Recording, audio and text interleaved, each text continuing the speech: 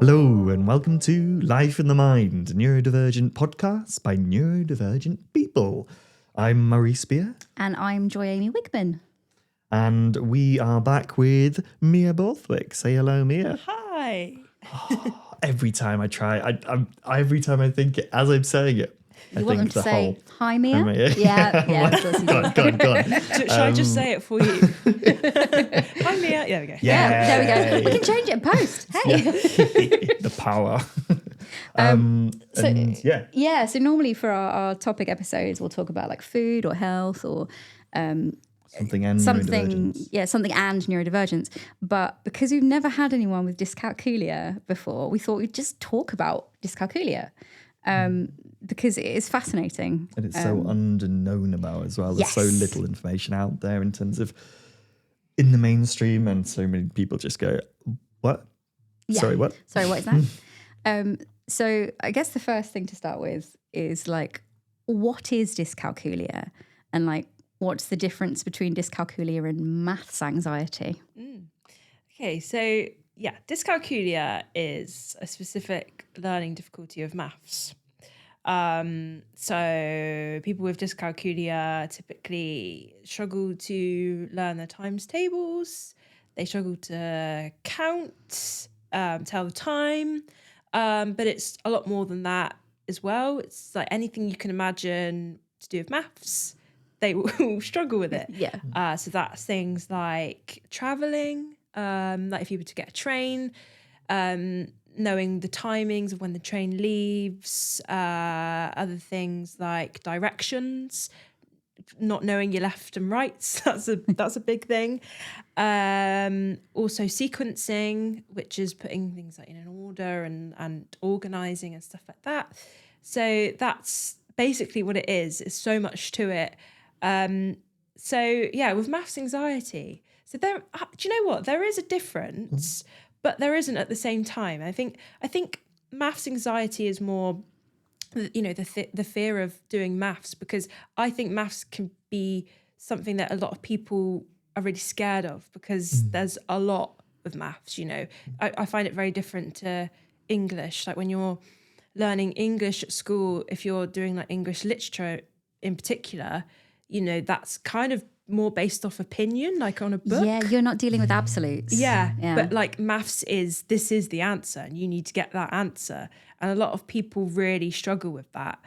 And I think from my experience, I think sometimes maths can be taught in a way that like if you don't get the answer right, then you are a failure. Yeah. And a lot of people are really scared to fail. And I think maths, if you get the question wrong, then you've failed. You know, It's that sort of thing. It depends on the teaching, obviously. So I think when people think of maths, they're like, oh no, I'm going to fail because they go back to that time in school where they got a question wrong and they failed, you know. Yeah. So I think that's kind of more with maths anxiety. But the thing is, you have maths anxiety with dyscalculia as well. You know, I mean, the amount of times that someone has said to me to add something up or something, like not knowing I've got dyscalculia, then I start panicking, like really panicking. My heart is like going, and I'm just like, I don't know what to do. And I go into like meltdown, which is something that has happened so much. Like I know I'm very familiar with that kind of breakdown, I guess. Yeah, the overwhelm from it. Yeah. I'm very familiar with that. So yeah, I think they're the same but different. But if that even makes sense. No, that makes complete sense. Especially kind of seeing, I mean, maths anxiety being an emergent factor from having dyscalculia. Because if you find maths difficult for a brain wiring reason, then it's going to be more likely that it creates anxiety when you do it, because there is all that pressure upon it, upon doing maths correctly, and then if you can't, and then all of the blame and failure and shame and stuff, and guilt and stuff like that is going to come with that. That makes complete sense. And also it's really interesting because I think when people say dyscalculia, the instant thought is, oh, they struggle with maths. Yeah. Not they struggle with everything to do with maths. So including things like sequencing. Yes. Like you mentioned in the previous episode about having trouble with languages because there is a lot of sequencing of like verbs and nouns, and that's how you learn how to do the language. Yes. And I think, and also about having like meltdowns and stuff. We wouldn't necessarily associate that with dyscalculia, not knowing more about it. Yeah. Yeah. Definitely. Yeah. Because I will admit I knew very little about dyscalculia kind of coming into this podcast, apart from when I started watching your videos of your show and your Insta reels, and sort of learning that actually it's a lot deeper than that. And we found that with a lot of the neurodivergences that we found on the podcast, and discovering that they actually spread out a lot more than you think they do. Yeah. Especially the things like dyscalculia, dyslexia, dyspraxia. There's so many more fronts to them. Like, well, dyslexia is a great example. People go, "Oh, so you can't read?" It's like, that's not. No, that's that's really reductive, and also not always the case in terms of that's not always the same struggle. And it's interesting. Yeah. So what led you to make your show, your wonderful comedy show about dyscalculia? Well, it's quite an interesting story, because I think you would expect like, oh, maybe she just wrote the show because she was like, no one knows about dyscalculia, but that wasn't actually what it was. I wanted to make a solo show, and at first I wanted to make a show about not having much confidence, but like it be quite funny, because I don't really have a lot of confidence or self-belief in myself. So I wanted to make a show about that.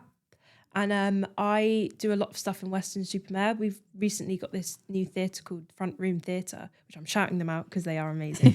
If you're ever in Weston, go to Front Room Theatre. There's like loads of amazing stuff. Anyway, they came along and they were like, yeah, we're going to open up the theatre. It's for theatre makers and people to try stuff out. And so I was like, yeah, I want to make a show. And then I think it just sort of came to me. I was like, why don't I just do a show about something that I like, have, like, I was like, yeah, okay, you could do a show about confidence, but then like for me, I was like, I didn't know where to go with that. And then I was like, I should just do a show about dyscalculia, and like, why not? Like, so I started doing it, and I was like, is anyone really going to care? Because like that, I suppose that's just been in my head for years. Like, is anyone going to care? And that it just sort of all kind of worked out. Like I think the first song I wrote, because it's a musical comedy, the first song I wrote was about a certain teacher I had called, I'm not going to say her name. Oh, I said her name then. It's the wrong kind of shout out. Yeah. Well, in the show, her name is Miss Sass, because she was very sassy. And she basically really called me out once in a maths class, because she really didn't know how to teach maths, because she was also a drama teacher. I think that's what she wanted to do. But obviously when you go into teaching, you have to, you're not being a drama teacher, you're being a teacher when you go into school. So you teach different subjects. And she really wanted to be a drama teacher, but she got roped into teaching bottom set maths. And she came up with this idea of like doing this like poem, really childish poemy song to the times tables, the 10 times tables. And each lesson I felt really stupid, because I was like, why am I being treated like I'm a baby? Like I'm like 13. I'm coming to that age now where I'm like, yeah, I want to be an adult, because I'm a teenager. And she caught me not joining in once, and she stood me up in front of the class and said, why are you not joining in with the lesson? And I was like, because I was really brave. I was like, I just feel a bit stupid. Like, I feel like you're just treating us like we're babies, and I don't like that. And she was like, okay, well then just get out, and then kicked me out of the class. Wow. And then like reported me. But I was a very quiet student. I never got in trouble. I just got on with it. So it was a big deal. Yeah. And I was very lucky, because I had like a support teacher that was like, don't worry about this. We're not going to let this happen again. Like, she was in the wrong. And I never told my mum about it, because I was really ashamed. I was like, I can't believe I did that. I told her like recently, she was like, oh, if I'd known, I would have gone in and I would have given her, my peace of mind. But so I didn't tell her. But yeah, I think when I thought back to that moment, I was like, God, that was really bad. Like no one should have done that. No. And I sort of wondered like how many other people have gone through the same thing. And like when I did the show, I was like, gosh, so many people have like gone through this. And I'm so glad that I made the show because it's really taught me a lot about myself and other people and just neurodiversity in general, like so much that I didn't want to know, but now I know, and I'm so glad that I know it. Yeah, so glad. I've seen your show, and that was one of the things that really jumped out to me. Even though we're not all dyscalculic, there are so many relatable moments in it for, I think, most people. There are all these it's very human. It's really, really good. I really thoroughly enjoyed it and highly recommend going to see it if anybody ever is around when Mia's doing her show.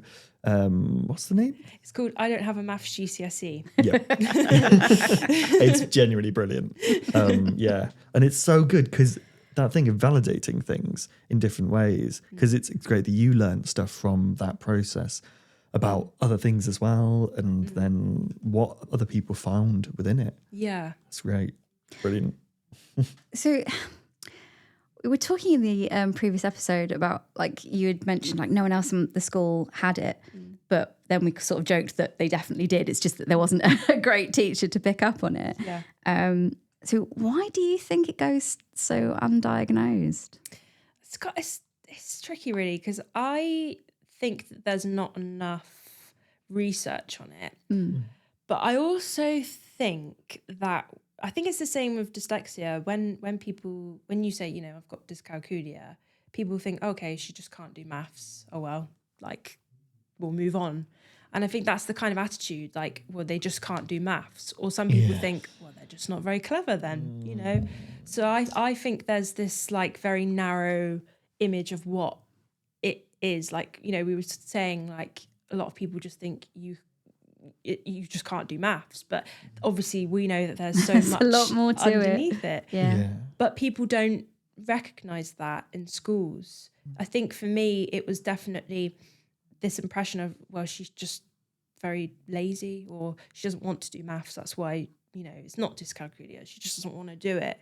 Even though I worked really hard in other subjects and it was obvious that I was a good, kind of good student. Like I wasn't like extremely academic, but I could do stuff. It was just maths. And I always think if I'd have like made more of a fuss, maybe they would have taken me seriously.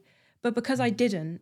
But also, you were a child. You shouldn't have to have made so much. No. And that's with an official diagnosis as well. That's not even like something that you've noticed. Yeah. Like you've got an official piece of paper that says, I have dyscalculia. Post the Disability Act. After the Disability Act. But protected that's characteristic. Terrible. Yeah. It's just, I think, I don't know why. Honestly, like the real answer is I don't understand why people don't know more about it. But I think it is just these like very deep rooted, like, well, they just struggle with maths, whatever. Yeah. That's what it is. But it's not. Yeah. And people are so quick to write someone off as well. If it's, oh, you're different. Well, that means you just can't do these things. It's like, instead of going, how can we adjust and how can we adapt and actually bring you up? And that equity over equality type of thing. Yeah. So you talked about in the previous episode, the counters that you had for being able to count, and then how that was taken from you to do a maths test once because it was like, oh, that's not fair on the other students. It's like, no, that's wrong. That's not equity. Bringing everybody up to the same level by giving them kind of different what they need to get to the same level, rather than going, everybody gets exactly the same because they're all the same. It's like, well, that's stupid, isn't it? Yes, exactly. Yeah. You do some work with the Dyscalculia Network. Can you tell us a little bit about who they are and what they do? Yes. So the Dyscalculia Network, they are the only Dyscalculia charity. Well, they're not even a charity. That's the sad thing. They're not. They can't get the funding at the moment. What? Yeah, yeah, And they're the only Yeah. sort of yeah. The network. only That's one in the UK. insane. Well, there probably are some other places, but yeah, in the UK. But they were they came about because Kat, who is one of the founders, she had this group on Facebook. Well, she worked with a lot of dyscalculic children because she used to be a teacher, and she said that there was a lot of children with dyscalculia, and it just wasn't recognised. She started up a Facebook group, and that's where she came across loads of adults who had dyscalculia. And then she sort of recognised that, oh gosh, this is like pretty It's a bigger thing. big deal. Like Yeah. this is quite huge. So they set up the Dyscalculia network, and that is a place where, like, I guess you can get tested. They can help you get tested for dyscalculia if you think you have it, but also tutoring as well for not even just people for dyscalculia, just people that, I guess, it's like the whole maths anxiety thing. You can get support there. But the number one thing is just to get the word out there about dyscalculia and how we can change things in schools so that, kids don't have to go through what I went through or like other people went through. It's just so important that it exists. And I really hope that there will be more. Like, I hope that will be the main source of, like, the main charity, but I hope there'll be more, like, in the future. Offshoots and Yeah. doing things like this and Yeah. your show Yeah. and getting the word out. Yeah. Giving the kind of energy to the cause and to the impetus to that information coming out into the world. Yeah. Yeah. One of the things we wanted to bring up, because it just seems mad. So YouGov, which is the government website that grabs all people's opinions and stuff, they say that 57% of employers are unlikely to hire someone with lower than a C grade in maths. And what would you say to them? That's a lot, I would say. Is it broadcastable? yeah, I have to turn the mics off a minute. I just, to me, like, to put it bluntly, I think it's very, like, it's discrimination. Yeah. Like, surely. Yeah. I mean, I can't believe that, like, a C, you have to get a C to prove that you could do something. Like, for me, it's like, I don't know, like, I mean, I always think of my mum, actually. My mum, she's convinced she has dyscalculia, but she did O-levels. So she didn't get her O-levels in maths. And she's trained to be like a life coach and done all these amazing things. And she worked with young people. And she wanted to be a social worker. And she had all of the qualifications except for maths. And she didn't get the job because she didn't have maths, which is crazy. Like, There are so many jobs that, like, maths is not that important for. Yeah. And it could be adapted very easily. Or it could be Could adapted it easily be Yeah. adapted? So many jobs. I mean, the government kind of was saying, like, they're kind of pushing for people to get their Maths GCSE because it will make them into this extremely academic person. But it's like the amount of jobs that you really don't need a Maths GCSE or any GCSE really. I mean, I'm quite it might be a bad thing to say, but I don't think that exams should really They're not great. exist. Yeah. Yeah. No. The way that they currently exist is There's this sort of this thing around societal, like, invention. So society has decided that what you need for a job is you need this experience, and you need maths GCSE, A to C grade. Yeah. Like, they don't even know why. They've just always done it that way. Yeah. So they don't change it. Like, what they need is an autistic person to walk in and go, why do you do it this way? That makes no sense. Logical and inefficient. What? But it is, there are so many things that are outdated and they're just doing it because they've always done it that way. But it is discriminatory. It is. And, like, why do you need Why do you need those exams? If you can prove the skills, Yeah. why do you have to have an exam board? Exactly. And I agree. Makes me so cross. Yeah, demonstrative skill can be a thing. Yeah. Like we could change it to just be a different way of doing things. And Yeah. education is a rabbit hole for me to go down another day. We could be here all day, couldn't we? Do you know, actually, so our last question that we were going to talk about was, so in the UK, around a fifth of students leave school functionally illiterate and functionally innumerate, which is a lot of people. And does this reflect problems in our education system around literacy and numeracy? And does this conversation need to have more of a platform? It's not really a question, is it? No. It's a real rhetorical question. Yes, it does need more of a platform. Yeah. Like, why are people leaving school still struggling? Probably because the school system isn't working. Yeah.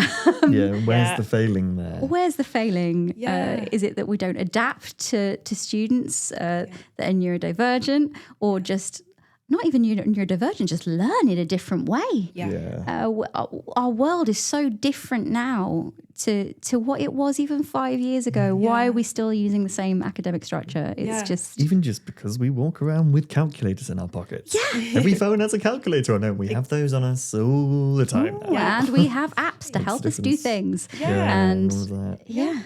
So many different. It's Honestly, like I worked in a school recently, and it's really sad because the subjects that would really bring children out of their shell was subjects like drama and music and art, like expression. You could be yourself, and it teaches you so much about being human.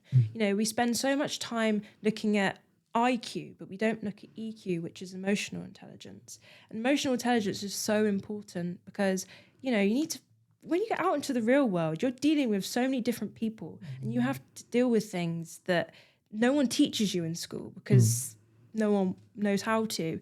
Like, you know, dealing with your emotions is so important. Yeah, and communicating with the people and communicating. communicating those emotions. And how you're expected to express them as well. Lots of neurodivergences express emotions in very different ways. And we just don't talk about things like that at all, really. Like, I mean, when I was at school, I was saying to you guys, like, autism was very hush-hush. No one ever spoke about autism. You know, that was... Let's remind the listener that Mia is only 26. This is post-Disability Act. Yeah. This is post that literally being discrimination. Yeah, like, it was just like, why would you not want to talk about these things? Like, every brain is different. You know, we all learn differently. We all have things about ourselves that are different. You know, that is just who we are. We can't all be the same. Because if we were, it'd be terrible, you know. It would. Which is a great way to finish the episode, I think. We'd love to hear your comments and your experiences. You can drop them in the comments on any of our social media, or drop us an email. It's been so nice having you, Mia. Thank you so much for having me. And great to hear you talking all about it and learning so much from you as well. Gosh, I've realised, like, I've just been sitting and going, ooh, and absorbing so much information. It's great. Genuinely brilliant. Thank you. Thank you so much. So if you want to catch Mia's show, that is... I haven't got my... I don't have a Maths GCSE. So keep an eye out for that. Her social medias are Dyscalculia Diaries on Instagram, and... Mia Borthwick Performer, which is my wacky performer account where you'll see weird stuff. Oh, well, thank you everyone for listening, and we'll see you next time. Bye. Bye.